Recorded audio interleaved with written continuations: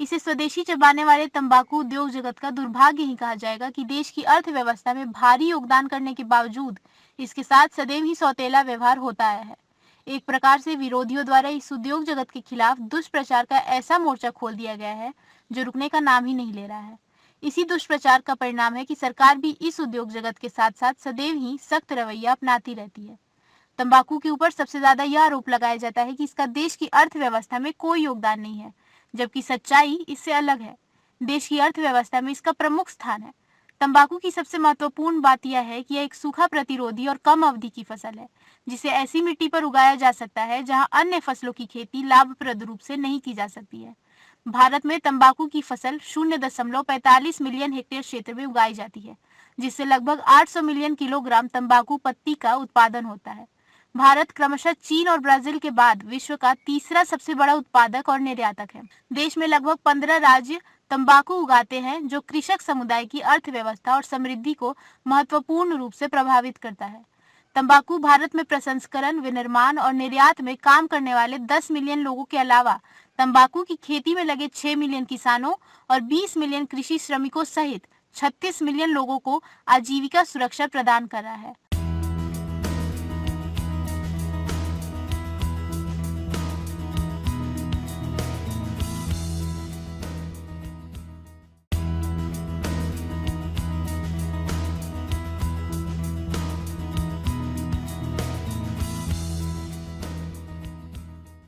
अकेले बीड़ी बनाने में 14 लाख लोगों को रोजगार मिलता है और 22 लाख आदिवासी तेंदुपत्ता संग्रहण से जुड़े हुए हैं।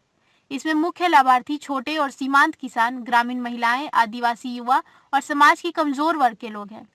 सालाना तंबाकू विदेशी मुद्रा आय में 4400 करोड़ रुपए का योगदान देता है, जो देश के कुल निर्यात का 4% है, और उत्पाद शुल्क राजस्व में 14,000 करोड़ रुपए है, जो सभी स्रोतों से कुल उत्पाद शुल्क राजस्व संग्रह का 10% से अधिक है। विश्व तंबाकू व्यापार में देश की हिस्सेदारी मात्रा के हिसाब से 6% और मूल्य के हिसाब से 0.7% है।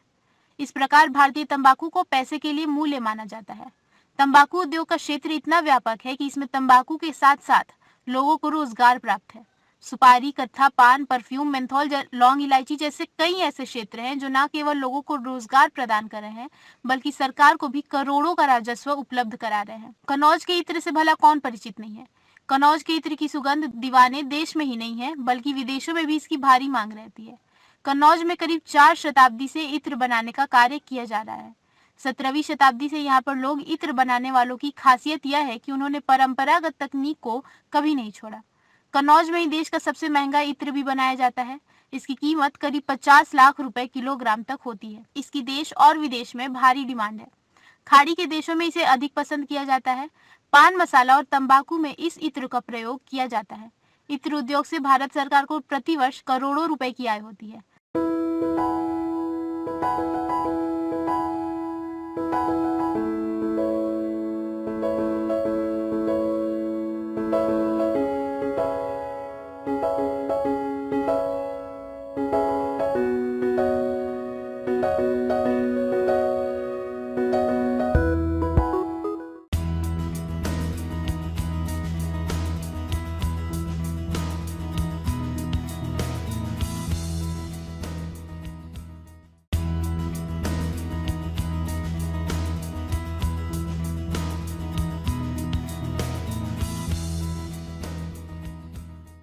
तंबाकू उद्योग के ही एक अन्य सहयोगी क्षेत्र मेंथॉल, जिसे पेपरमिंट भी कहा जाता है, से भी भारत सरकार को प्रतिवर्ष करोड़ों रुपए के करों की प्राप्ति होती है।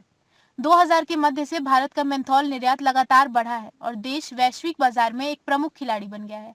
वैश्विक मेंथॉल बाजार 2030 के अंत तक 1.2 बिलियन अमेरिकी डॉलर के बाजार मूल्य को पार करने की ओर अग्रसर है।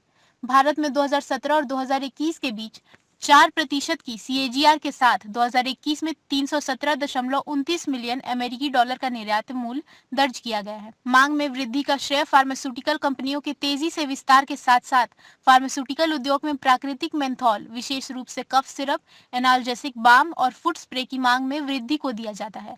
उल्लेखनीय है कि मेंथॉल एक रसायन है जो प्राकृतिक रूप से पेपरमिंट और अन्य पुदीना पौधों में पाया जाता है। इस जड़ी बूटी का उपयोग दवाओं, सौंदर्य प्रसाधनों, तंबाकू उत्पादों की सुगंध, भोजन और पेय पदार्थों को स्वादिष्ट बनाने और इत्र बनाने में किया जाता है, जिससे इन क्षेत्रों में इसकी मांग बढ़ जाती है। तंबाकू उद्योग के सबसे बड़े सहयोगी पान की चर्चा किए बिना इस उद्योग की भारतीय अर्थव्यवस्था में योगदान की चर्चा अधूरी ही रह जाएगी। देश भर में लाखों किसान पान की खेती से जुड़े हुए हैं। इसके साथ ही देश की लगभग 2 लाख पान की दुकानों से लाखों परिवारों की आजीविका चल रही है। पान मसाला, तंबाकू आदि के कारखानों में काम करने वाले लोगों, इनकी मार्केटिंग और वितरण करने वाले लोगों सहित करोड़ों लोग इस उद्योग जगत से लाभान्वित हो रहे हैं। सबसे महत्वपूर्ण बात यह है कि स्वदेशी चबाने वाला तंबाकू उद्योग ऐसे कम पढ़े लिखे लोगों को भी रोजगार उपलब्ध करा रहा है जिन्हें और किसी जगह रोजगार नहीं मिल पाता है। इसे विडंबना ही कहा जाएगा कि देश की अर्थव्यवस्था में विविध प्रकार से अपना योगदान दे रहे स्वदेशी चबाने वाले तंबाकू उद्योग के साथ अपने देश में ही सौतेला व्यवहार किया जा रहा है। चाहे करों की दरों में भारी अंतर की बात हो या उत्पादों पर प्रतिबंध की सबसे आसान निशाना यही उद्योग जगत बनता है। समय की मांग है कि चबाने वाले स्वदेशी तंबाकू उद्योग अपने खिलाफ हो रहे इस अन्याय के खिलाफ एकजुट होकर आवाज उठाए, जिससे उसे न्याय मिल सके। टोबैको टुडे के लिए रितेश ठक्कर की स्पेशल रिपोर्ट।